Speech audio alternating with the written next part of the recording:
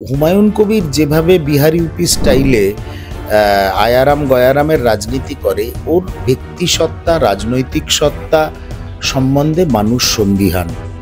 সব জায়গায় যেখানে বিজেপি আছে বা বিজেপির পেটেন্ট দোসররা রয়েছে, সেখানেই মানুষের জীবন, জীবিকা, নারী সুরক্ষা এইগুলো নিয়ে গন্ডগোল চলতে থাকে। শুধু মুর্শিদাবাদ, মালদা বলে নয়, সারা বাংলা জুড়ে একটা দুর্বৃত্ত হটাও ঝড় উঠবে। আর বিজেপি সিনে নেই, এখন বিজেপি সিনে নেই। এবার ওদের এখন সর্বসাকল্যে হয়তো সব উনি এক্ষেত্রে ওনার ধর্মকে ব্যবহার করছেন, যেটা ভেরি আনলাইকলি। ওনার ক্ষেত্রে হওয়া উচিত ছিল না, কারণ উনি কংগ্রেস ঘরানার থেকে এসছেন। মহাত্মা গান্ধীর আদর্শে আমরা বিশ্বাসী, তা সত্ত্বেও উনি ওনার ধর্মকে ব্যবহার করছেন। মানে তৃণমূল থাকবে আর বিজেপির অন্যান্য জায়গায় বিজেপির দোসররা থাকবে, আর বিজেপি থাকবে, সেখানেই মা বোনেদের উপরে অত্যাচার হবে, ধর্ষণ হবে। বিজেপি সম্বন্ধে আমি কিছু বলবো না। যারা প্রায় ৭৭ জন বিধায়ক যাদের জিতেছিল, এখন প্রায় ২৭ জন চলে গেছে তৃণমূলে। ৫০টা বিধায়ক আছে, ১২টা লোকসভার সাংসদ আছে। কোনো আপদে বিপদে মানুষ ওদের পায় না, রাস্তায় দেখতে পায় না। সেই সোনার বাংলা নয়, আমাদের কাছে তো এটা সোনার বাংলা। সোনার বাংলা পুনঃপ্রতিষ্ঠিত করতে বাংলার মানুষের কাছে জাতীয় কংগ্রেস একমাত্র মুখ। মমতার কাউন্টার করছি না, আমি বরং চাই মমতা বন্দ্যোপাধ্যায় গদিতে আসীন থাকুন, কারণ আমার অপদার্থগুলোকে দিয়ে কিচ্ছু হবে না। হুমায়ুন কবির মুর্শিদাবাদের যিনি নেতা এবং শাসক দলের বিধায়ক, তিনি কংগ্রেস, আপনার যে দল কংগ্রেস, সেখানে ছিলেন এবং তারপরে দেখা গেছে তিনি বিজেপিতেও গেছেন, মানে বহুবার তিনি দল বদল করেছেন। আপাতত যদিও তিনি তৃণমূলে রয়েছেন, তো এখন দেখা যাচ্ছে যে তিনি তৃণমূলের প্রতি সুর চড়াচ্ছেন বিভিন্নভাবে। আগেও চড়িয়েছেন, সেটা কথা নয়, কিন্তু আজ হঠাৎ তিনি বলেছেন যে যদি প্রয়োজন পড়ে তাহলে অধীর চৌধুরীর সাথেও আসন সমঝোতা করব। তো কি মনে হয়, মানে আবার কি হুমায়ুন কবির আপনাদের দলে ফেরার কোনো ইয়ে করছে? দেখো, এগুলোকে ইংরেজিতে বলে, এইসব লোকগুলোকে ইংরেজিতে বলে ফ্রিঞ্জ এলিমেন্ট। এরা, ও যতদিন কংগ্রেস করেছে, কংগ্রেস থেকে ওর উত্থান, কংগ্রেস থেকে ওর ভোটে লড়া, সেই অবধি একটা রাজনৈতিক সত্তা ছিল। যেদিন থেকে ও দলবদল শুরু করে, আমরা যে কোনো দলবদল করা লোককে, ঠিক আছে, একটা দল থেকে আরেকটা দলে গেলাম, সেখানে পার্মানেন্টলি থেকে গেলাম। কিন্তু হুমায়ুন কবির যেভাবে বিহার ইউপি স্টাইলে আয়ারাম গয়ারামের রাজনীতি করে, ওর ব্যক্তি সত্তা, রাজনৈতিক সত্তা সম্বন্ধে মানুষ সন্দিহান। কংগ্রেস বিধানসভায় শূন্য হতে পারে, কিন্তু কংগ্রেসের এত দুর্দিন আসেনি যে হুমায়ুন কবির ডিকটেট করবে বা হুমায়ুন কবির আগের থেকে বার্তা দেবে আর কংগ্রেস মেনে নিয়ে সেটা হুমায়ুন কবিরের সঙ্গে যেন তেন প্রকারে একটা আসন সমঝোতায় চলে যাবে। আর হুমায়ুন কবির কে? ওর সঙ্গে কিসের আসন সমঝোতা হবে? ওর কথায় কটা বিধানসভা কেন্দ্র মুর্শিদাবাদ জেলাতে প্রভাবিত হয় আমার তো জানা নেই। নিজের অঞ্চলে বা নিজে যেখানে বিধায়ক, সেখানে ২-৪টে লোক ওর সঙ্গে আছে। ওর কথায় কটা বিধানসভায় প্রভাবিত হবে? তৃণমূলকে উনি নাকি ২০ থেকে ১০-এ নামিয়ে আনবে, এবং মুসলিম ভোট যেহেতু একটা ফ্যাক্টর, তো সেক্ষেত্রে উনি নিজে মুসলিম মানে সম্প্রদায়ের মানুষ, তো সেক্ষেত্রে বলছেন উনি মুসলিমরা ভোট আর মমতাকে দেবেন। মানে উনি কোন প্ল্যাটফর্ম থেকে এই লড়াইটা করবেন, এটা আগে ওনাকে ক্লিয়ার। উনি কি নতুন দল করছেন? জানা নেই। উনি কি নতুন কোনো প্ল্যাটফর্ম, গণতান্ত্রিক মঞ্চ তৈরি করছেন? সেটাও জানা নেই। কংগ্রেসে ফিরবেন বলে ভাবছেন উনি, ভাবছেন। কংগ্রেস এরকম কিছু ভাবেনি। আমি দায়িত্ব নিয়ে বলছি, দলের মুখপাত্র হিসাবে, দলের সাংগঠনিক সম্পাদক হিসাবে আমি বলছি, কংগ্রেস এরকম কিছু ভাবেনি। উনি ভাবছেন, এবং আমি দায়িত্ব নিয়ে বলছি, এই কথাগুলো একটা হাইপোথেটিক্যাল কথা, একটা ভাসিয়ে দেওয়ার কথা। এটা নিজের দলকে উনি চাপে রাখার চেষ্টা করছেন। ডেভিডের সঙ্গে গণ্ডগোল, অন্যান্য জেলা নেতৃত্বের সঙ্গে ওনাদের ভাগ বাটোয়ারা নিয়ে গণ্ডগোল, রাজনৈতিক ভাগ বাটোয়ারা, দুর্বৃত্তায়নের ভাগ বাটোয়ারা নিয়ে গণ্ডগোল, তাই মাঝে মাঝে উনি দলকে চাপে রাখেন। হ্যাঁ, এর মধ্যে আরেকটা কথা আছে, উনি সংখ্যালঘু সম্প্রদায়, আর যে কোনো রাজনৈতিক দলের কাছে সংখ্যালঘু, সংখ্যাগুরু, এই ভোটগুলো, এই বিভাজনের ভোটটা তো বেড়েছে পশ্চিমবঙ্গে, এটা অস্বীকার করার জায়গা নেই। উনি এক্ষেত্রে ওনার ধর্মকে ব্যবহার করছেন, যেটা ভেরি আনলাইকলি। ওনার ক্ষেত্রে হওয়া উচিত ছিল না, কারণ উনি কংগ্রেস ঘরানার থেকে এসছেন। মহাত্মা গান্ধীর আদর্শে আমরা বিশ্বাসী, তা সত্ত্বেও উনি ওনার ধর্মকে ব্যবহার করছেন। এই ধরনের ফ্রিঞ্জ এলিমেন্টের উপরে ভরসা কংগ্রেস করবে না। ওনার কোনো সমর্থনের কংগ্রেসের দরকার নেই। মুর্শিদাবাদ জেলাতে এবার 2026-এ বিধানসভা নির্বাচনে কি রেজাল্ট হবে আপনারা দেখে নেবেন, আমি দায়িত্ব নিয়ে বলছি। মুর্শিদাবাদে এই যে খলিলুর রহমান এবং জাকির হোসেনের একটা দ্বন্দ্ব চলছে, আবার এখানে অপূর্ব সরকার জেলা সভাপতি যিনি এবং হুমায়ুন কবিরের মধ্যে একটা দ্বন্দ্ব চলছে। সেক্ষেত্রে যেটা মনে করা হচ্ছে রাজনৈতিক মহলে, যেটা মত, সেটা যে হচ্ছে মুর্শিদাবাদে সেক্ষেত্রে কংগ্রেস বা বিজেপি কি কোনোভাবে আখের গোছাচ্ছে এক্ষেত্রে?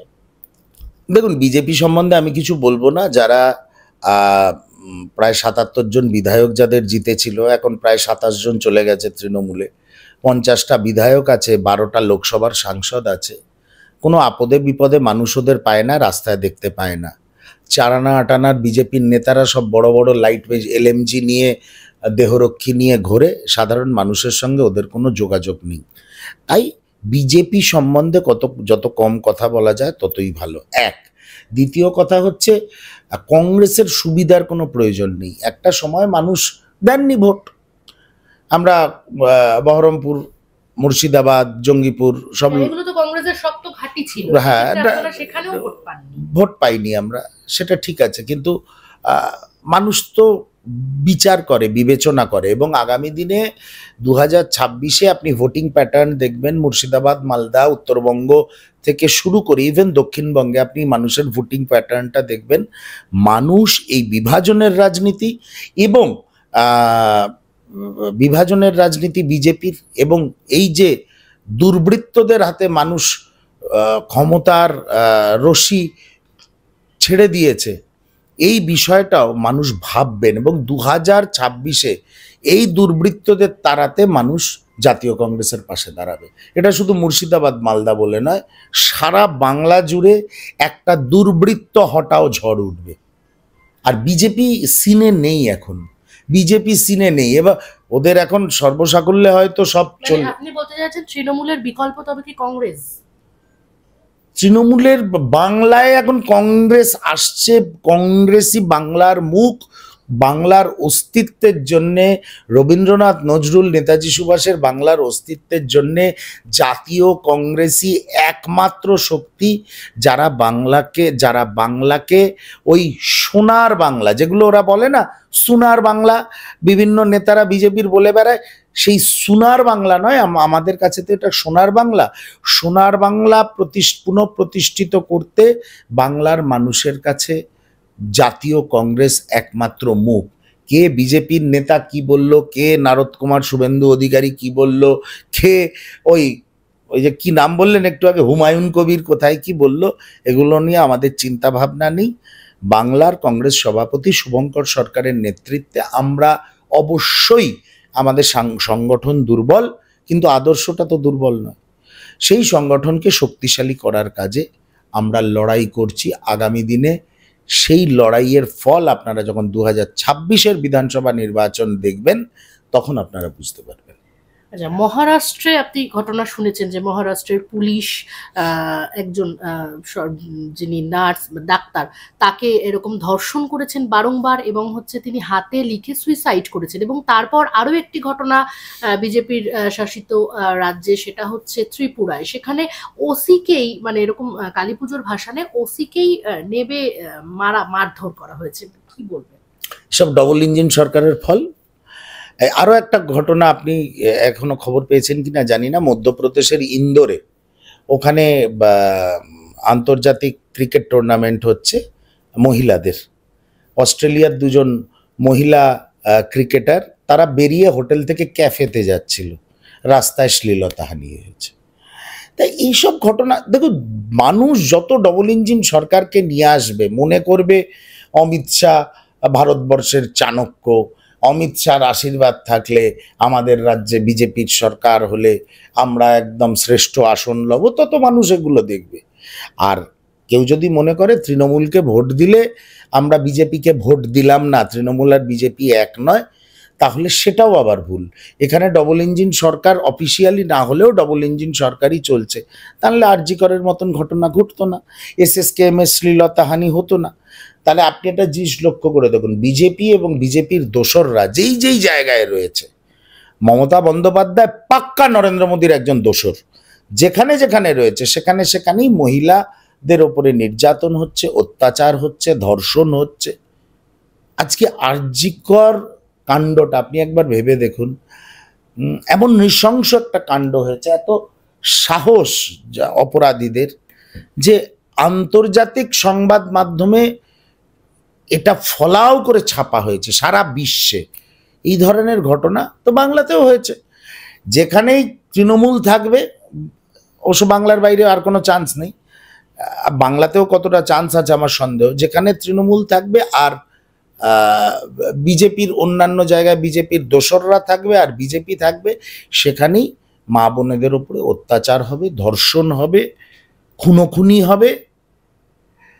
আর হ্যাঁ, ত্রিপুরাতে হ্যাঁ ওসিকে স্টেজ থেকে নামিয়ে পিটিয়ে মারবে বা পেটাবে বা তারও শ্লীলতা হানি করবে। বিজেপি তো দেখা যায় যে সব সময় বাংলায় আইনের শাসন নিয়ে কথা বলে। আমি একটা পরিষ্কার করে একটা কথা বলি, সেটা তো যখন আমি কাউকে কাউন্টার করব বলবই, কিন্তু আমি তো জানি যে আমি কাউন্টার করছি না, আমি মমতার কাউন্টার করছি না, আমি বরং চাই মমতা বন্দ্যোপাধ্যায় গদিতে আসীন থাকুন, কারণ আমার অপদার্থগুলোকে দিয়ে কিচ্ছু হবে না। সেই জন্য নরেন্দ্র মোদী কি চাইবে? মমতা সরে গিয়ে কংগ্রেস আসুক? কোনোদিন চাইবে না, কারণ কংগ্রেসই একমাত্র বিজেপির প্রধান প্রতিপক্ষ। তার থেকে বিজেপির সুবিধা মমতা বন্দ্যোপাধ্যায়কে রেখে দেওয়া। তা বিষয়টা হচ্ছে তাই। সেই জন্যে এই নরেন্দ্র মোদী বা মমতা বন্দ্যোপাধ্যায়, কেন্দ্রীয় সরকার বা রাজ্য সরকার, কোনোটার মধ্যে কোনো ডিফারেন্স নেই। এরা কয়েনের এপিট আর ওপিট। এরা যেখানে যেখানে ক্ষমতায় থাকবে সেখানে মা বোনেদের ওপরে অত্যাচার হবে, চাকরি বিক্রি হবে, মানুষের পেটের ভাত, মাথার ছাদ এগুলো লুণ্ঠিত হবে। যেখানেই নরেন্দ্র মোদী থাকবে বা মমতার মতন নরেন্দ্র মোদীর দোসররা যে যে রাজ্যে ক্ষমতায় থাকবে সেইগুলোতেই এই সব কাণ্ড ঘটবে। দেখুন, একটা ছোট্ট কথা ইন কনক্লুশন বলি, তামিলনাড়ুতেও বিজেপি বিরোধী সরকার রয়েছে। আপনি কটা খবর পান তামিলনাড়ু সম্বন্ধে? অন্যান্য রাজ্যে, হিমাচলে কংগ্রেস সরকার রয়েছে, কর্ণাটকে কংগ্রেস সরকার রয়েছে, আপনার কটা খবর আসে? কিন্তু দেখুন, মধ্যপ্রদেশে ইনসাইকেল হতে থাকে, মহারাষ্ট্রে ইনসাইকেল হতে থাকে, ত্রিপুরায় হতে থাকে, বাংলা তো একদম শিরোনামে সবসময়। সব জায়গায় যেখানে বিজেপি আছে বা বিজেপির পেটেন্ট দোসররা রয়েছে সেখানেই মানুষের জীবন জীবিকা, নারী সুরক্ষা এইগুলো নিয়ে গন্ডগোল চলতে থাকবে। এবং বাংলার মানুষ 2026-এ এর উত্তর দেবে ব্যালটের মাধ্যমে, গণতান্ত্রিক প্রক্রিয়ায়, এবং এগুলোকে কান মুলে, এগুলোকে গণতান্ত্রিক পদ্ধতিতে কান মুলে ক্ষমতার অলিন্দ থেকে বার করে দেবে। এবার কি আপনারা জোটে যাচ্ছেন 2026-এ সিপিএম এর সঙ্গে? এই সিদ্ধান্তের উত্তর, মানে এই প্রশ্নের উত্তর দেওয়ার অধিকার এবং খবর কোনোটাই আমার কাছে নেই। আমার কাছে এটুকুই খবর আছে, আমার সভাপতি শুভঙ্কর সরকার গদিতে আসীন, গদিতে বলতে সভাপতির সিটে আসীন হওয়ার পর একটা কথাই বলেছিলেন, আগে দলকে মজবুত করো, নিজের কাঁধ শক্ত না হলে কোনো বন্ধু এসে সেই কাঁধে হাত রেখেও কমফোর্ট ফিল করবে না। সেই জন্য আমরা এখন একদম বুথ স্তর থেকে নতুন করে কংগ্রেসের সংগঠনের পুনর্গঠনের চেষ্টা করছি। আগামী দিনে কি হবে সর্বোচ্চ নেতৃত্ব, রাজ্য সভাপতি সিদ্ধান্ত নেবেন। আমরা তো সৈনিক মাত্র সঙ্গে আছি। আরো ভালো ভালো খবর দেখতে সাবস্ক্রাইব করুন বাংলা হান্টের ইউটিউব চ্যানেল। বাংলা হান্টের আরো খবর দেখতে নজর রাখুন। বাংলা খবর মানেই বাংলা হান্ট।